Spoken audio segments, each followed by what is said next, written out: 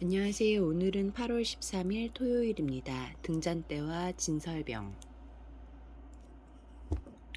레위기 24장 1절부터 23절까지의 말씀입니다.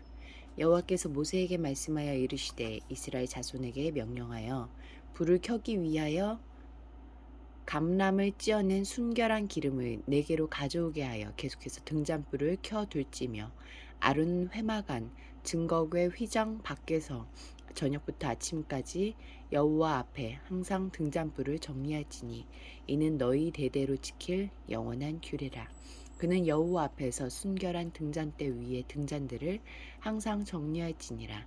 너는 고운 가루를 가져다가 떡 12개를 굽되 각 덩이를 10분의 2 에바로 하여 여호와 앞 순결한 상 위에 두 줄로 한 줄에 6씩 진설하고 너는 또 정결한 유향을 그 각 줄 위에 두어 기념물로 여호와께 화제를 삼을 것이며 안식일마다 이 떡을 여호와 앞에 항상 진설할지니 이는 이스라엘 자손을 위한 것이요 영원한 언약이니라.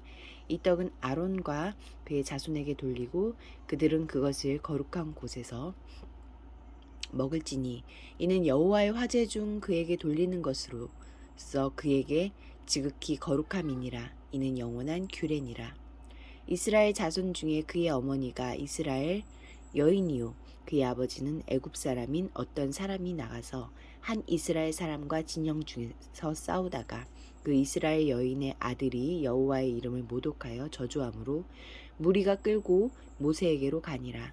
그의 어머니의 이름은 슬로미시요 단지파 디브리의 딸이었더라. 그들이 그를 가두고 여호와의 명령을 기다리더니 여호와께서 모세에게 말씀하여 이르시되 그 저주한 사람을 진영 밖으로 끌어내어 그것을 들은 모든 사람이 그들의 손을 그의 머리에 얹게 하고 온 회중이 돌로 그를 칠지니라. 너는 이스라엘 자손에게 말하여 이르라. 누구든지 그의 하나님을 저주하면 죄를 담당할 것이요 여호와의 이름을 모독하면 그를 반드시 죽일지니 온 회중이 돌로 그를 칠 것이니라. 거류민이든지 본토인이든지 여호와의 이름을 모독하면 그를 죽일지니라. 사람을 쳐 죽인 자는 반드시 죽일 것이요 짐승을 쳐 죽인 자는 짐승을 갚을 것이며 사람이 만일 그의 이웃에게 상해를 입혔으면 그가 행한 대로 그에게 행할 것이니 상처에는 상처로 눈에는 눈으로 이에는 이로 갚을지라.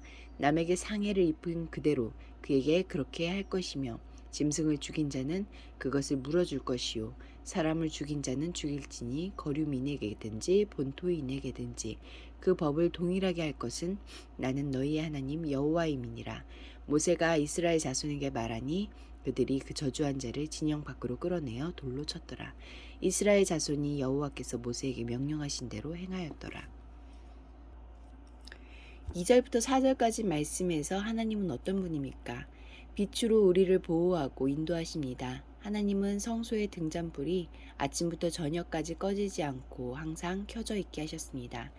이를 위해 제사장들은 아침마다 등잔대 위에 타고 남은 재를 청소하고 심지를 갈아주어야 했습니다.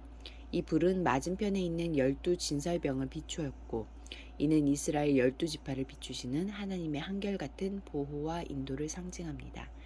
날마다 하나님 앞에 나아가 내 삶과 길을 비춰주시는 말씀의 빛을 따라 살고 있습니까?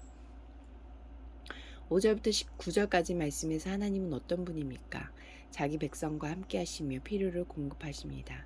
하나님은 성소에 늘 12개의 떡을 한 줄에 6개씩 두 줄로 두도록 하셨습니다.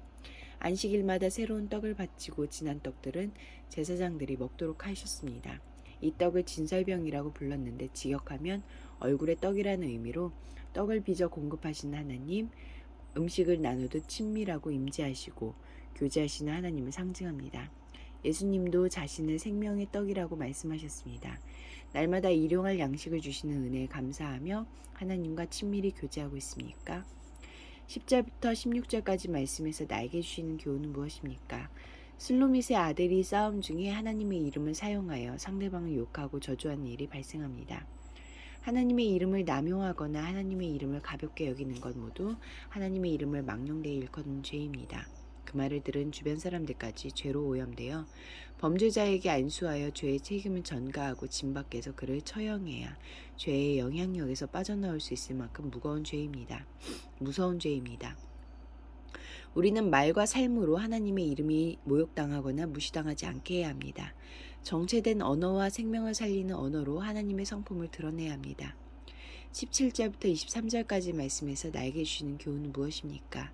이에는 이로, 눈에는 눈으로, 보복의 수위를 제한함으로써 과도한 개인적인 보복을 막고 피해에 대해 정당한 보상을 명령하여 공동체의 질서를 세우는 법입니다. 정당한 처벌은 시행하되 원수 갚는 것은 하나님의 진노에 맡기고 사랑할 때 이 법을 성취하게 됩니다. 기도하시겠습니다. 공동체를 위해서는 제사장이 등잔불과 진설병을 관리하듯 늘 주님과 교제하게 하소서.